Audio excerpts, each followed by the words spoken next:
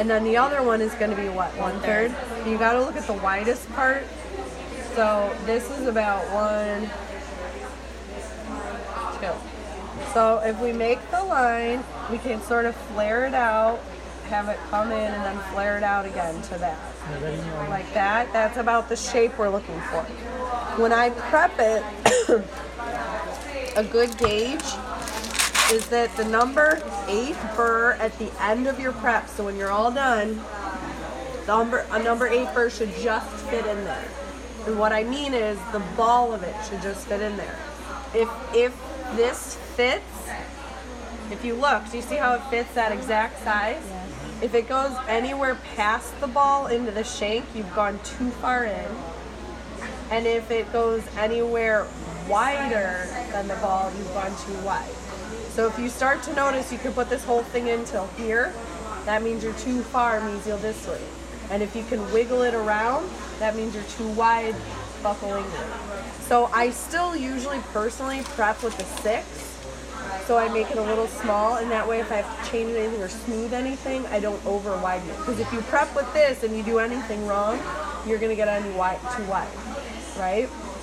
The other idea is that positive seat. Does that make sense to you guys, or are you still confused about it? Positive seats.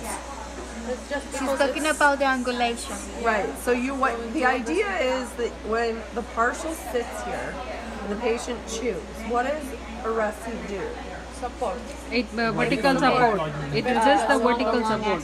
It resists what force? Vertical support. Vertical first, Yes. it keeps it from impinging the tissue.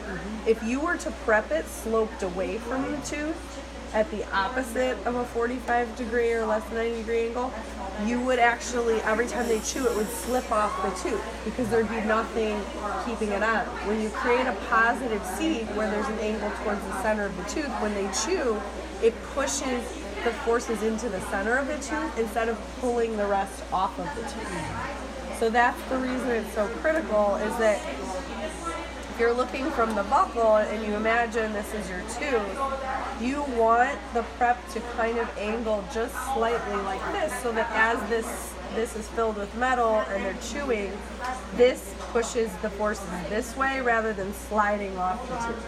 Okay? So when you hold your burr, a lot of times people like to hold their burr like kind of at this angle.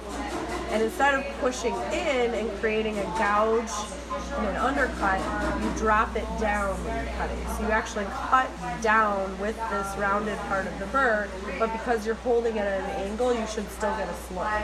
If you push this way too much, you're going to end up creating an undercut, which is not, if you look at your grading criteria on page 30, I think it is, or 31, it's actually a failure.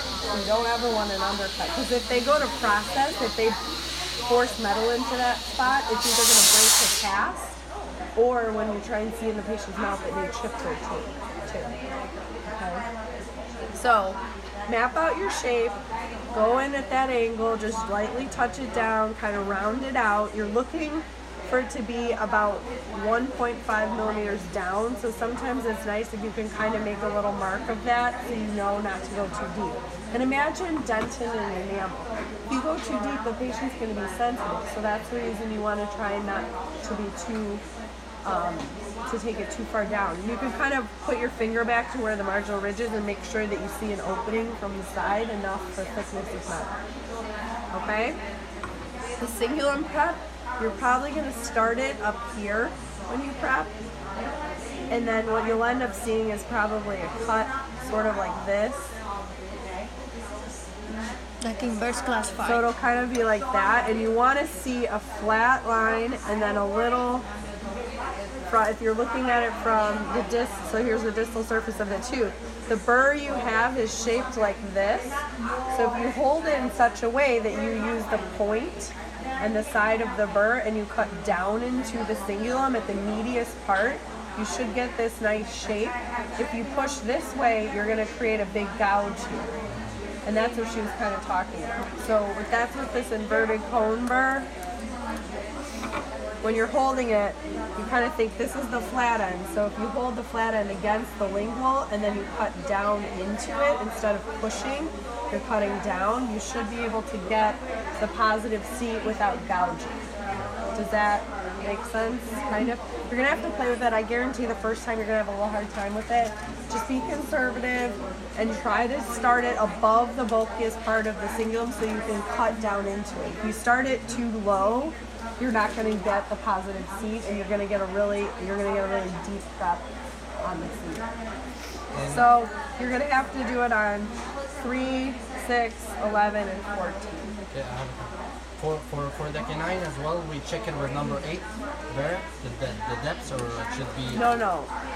No, molars are the only one that the depth is accurate with them. Right? That doesn't even make sense if you think about the shape of the cingulum. There's no way that would fit. There's not a depth. There's not as much of a parameter. It's just usually it's like a V shape, and you need enough that if you were to pull in like a Explorer on it, it would kind of catch as opposed to sliding off the tube. So you never want your slope. You don't want the slope to go this way because then it's always the metal's going to slide off the tube.